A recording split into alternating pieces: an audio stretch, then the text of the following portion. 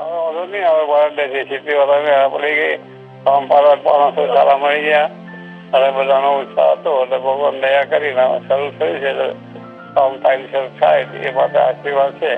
અને બધાએ આવી ઘરનું ને કથા વાર્તા ભજન એવું કરો કે લોકોને પણ સારા દેશકા થાય અને બધા નોકરી ધંધા પણ સારા ચાલે અને ઠાકોરની સેવા પણ કરે બળ પડે એ બધા આશીર્વાદ સંતો બધાને આશીર્વાદ છે. પ્રસંગ એવો થયો કે આપણે 1984માં આપણું લોસ એન્જલસ મંદિરની પ્રથમ મૂર્તિ પ્રતિષ્ઠા કરવામાં આવી. એક તો બાપા અહીંયા આવેલા અને બાપા વોઝ વેરી હેપી. અને પછી નેક્સ્ટ ડે અમારે એક હરિભક્તને ત્યાં આપણે દર્શન માટે એટલે અમને ત્યાં પધરામણી કરવાની હતી બાપાની. એટલે માય સેલ્ફ, વિવેક સાગર સ્વામી અને બાપા અમે ત્રણ જ ગાડીની અંદર બેઠેલા અને 2 થી 3 મિનિટ થઈ હશે મંદિર અહીંથી નીકળ્યા એરિયામાંથી નીકળ્યા પછી બાપા કહે છે અહીંયા આગળ વેધર તમારું કે બહુ કે ફર્સ્ટ ક્લાસ છે. તો કે અહીંયા આગળ જો શિખરબદ્ધ મંદિર થાય ને તો કે બહુ જ આમ આનંદ થાય. પછી વિવેક સાગર સ્વામીએ પણ એને પુરાવો આપ્યો કે બાપા આ એક જ એવી જગ્યા છે કે તમે સામેથી આ વખતે કીધું કે એરિયાની અંદર આપણે મંદિર કરવું છે. Thereafter, in 1996, when Swami Baba came, he asked everyone to start looking for land to build a Shikharbad Mandir. It's when it became official that he actually wanted to do it there. It's something he said by himself.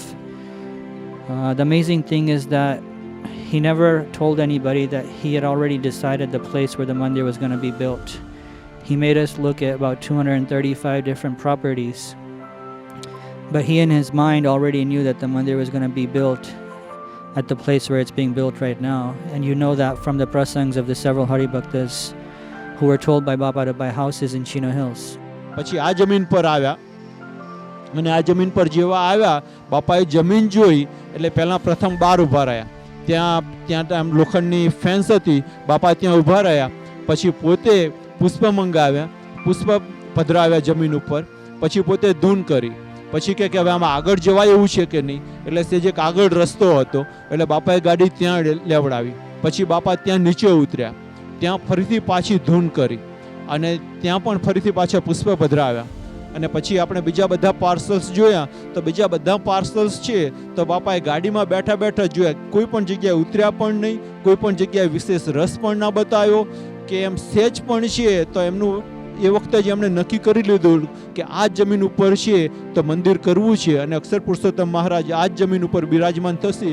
જ્યારે સારંગપુરમાં ગયા પોતે લગભગ 2002 કે 3ની સાલમાં અને એ વખતે બધી પૂર્વ તૈયારી સાથે બધું ગયા હતા કે આપણે જમીન બદલી લઈએ અને બીજી કોઈક જગ્યા આપણે જોઈએ. ત્યારે એ વખતે વિવેક સાગર સ્વામી સાથે પણ કલાક મીટિંગ કરીને પછી વિવેક સાગર સ્વામીને લઈને જેવા રૂમમાં ગયા બધા સંતો અને હરિભક્તો, એ વખતે વિવેક સાગર સ્વામી અને સંતો હરિભક્તોને જોઈને બાપા બોલ્યા કે સ્વામી કે તમને વિચાર કેમ આવે છે આવો? હજી કોઈએ કોઈ પ્રકારની રજૂઆત કરી નથી. સ્વામી સીધું જ અંતર્યામીપણે બોલવા માંડ્યા કે આ વિચાર આવે છે ને એ જ ખોટો છે. સ્વામી કે ભગવાનને ત્યાં જ બેસવું છે, મંદિર ત્યાં જ થશે, એટલે આપણને જગ્યા બદલવાનો વિચાર જ ના આવવો જોઈએ. પછી સ્વામી બોલ્યા કે તમને દેખાતું નથી પણ મને દેખાય છે કે મંદિર ચિનો હિલ્સમાં જ થવાનું છે. ભગવાનની દ્રષ્ટિએ આકાશ શહેર ઉપર ફરી વળશે અને હરિભક્તો પણ ખૂને ખાતરસો થઈ જશે એવું આપણું આ કાર્ય થયું છે. તો આ ભગવાનની પ્રતિષ્ઠા થવાથી આપણા જીવમાં પણ શાંતિ થાય, સુખ થાય અને સર્વને સારું સારું બળ રહે માટે મહારાજને પ્રાર્થના કરીએ છીએ કે જે આપણે કામ ચાલશે અને કામ થઈ જશે. માટે ભરોસો કામ થયું છે અને સર્વોપરી થઈ જશે. અને ગગનચુંડી મંદિરો શાસ્ત્રી મહારાજે કહ્યા છે કે શિખરવાળું મંદિર ધજાઓ ફરકથી ધજાઓ થશે અને કામ થશે એ પણ આપણને વિશ્વાસ છે. અને કાઉન્સિલને પ્રેરણા થશે અને માણસોને પ્રેરણા થશે અને આપણું કામ ભગવાન કરશે. સહજાન સ્વામી મહારાજ શિખરના હાઇટની વાત ચાલતી હતી અને પછી બાપાને બધા આ જે નકશો જે છે એ સ્વામી બાપાને બતાવ્યો કે બાપા આ રીતના આપણે 5 શિખર છે. આપણું રૂફ લેવલની હાઇટ 35 ફૂટે આવે છે અને આપણું શિખર 42 ફૂટે આટલું આવે છે અને આટલું જ આપણે ઉપર જાય છે. તે વખતે બાપાએ પુષ્પ મંગાવ્યા. બાપાએ જોયું કે મને મેં બાપાને કહ્યું કે આપણે આ જ ડ્રોઈંગ મંદિર ત્યાં સબમિટ કરવાનું છે. એટલે બાપા એની હાથ ફેર્યો આ ડ્રોઈંગ ઉપર. હાથ ફેર્યા પછી બાપાએ ફૂલ માગ્યા. એટલે સંજયભાઈ પરીખ તે વખતે નાચણ સ્વામી કોઈ હતું નહીં કે અમે 4 જણા રૂમમાં હતા. એટલે પછી સંજયભાઈ પરીખે ફ્લાવર લીધા પ્રસાદીના પૂજાના અને પછી બાપાને આપ્યા તો 3 ગુલાબ હતા. તો બાપાએ આ 3 શિખર પર પહેલાં મૂક્યા ભાઈ બાપા કે 3 શિખર કેમ, કે 5 શિખર છે કે છે, એટલે કે બીજા 2 ફૂલ આપ, એટલે બીજા 2 ફૂલ લીધા અને બીજા 2 શિખર પર ફૂલ મૂક્યા અને બાપાએ મને બોલાવીને આશીર્વાદ આપ્યા કે જ્યાં તારા શિખર ચડી ગયા. જ્યારે પથ્થર પહેલો પધરાવ્યો બાપાએ, ત્યારે આપણે બધા જાણીએ છીએ કે પોતાના 104 ડિગ્રી તાવ હતો, છતાં પણ સ્વામીશ્રી કોઈને જણાવ્યા વગર, સેવકોને પણ જણાવ્યા વગર એ સ્વામીશ્રી વિધિમાં આવી ગયા.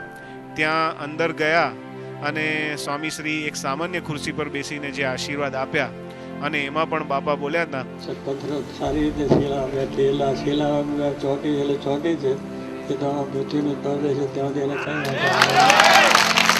શીખવાડવાનું મંદિર પણ ધામધૂમથી થશે. આપણે બધાએ ધીરજને બળ રાખી છે, ધીરજ બળ રાખજો એટલે બધું સારી રીતે આ પણ કામ થશે. પાછળની વસ્તુને અંદર પણ બધા સારી રીતે સહકાર આપશે અને જે થયેલી જેને વધારે સારું થશે માટે બધા બળ રાખજો. અને તો બધા ભગવાન બેઠા છે, ભર્યા છે અને સારી રીતે એમને આપણો વોટ આપ્યો છે. તાવ મહારાજ એમનું પણ સારું કલ્યાણ કરે અને બહુ સરળતાથી આગળ વધી જાય અને કોઈ આપણી તકલીફ રહે નહીં અને સારું કાર્ય થાય એ આશીર્વાદ.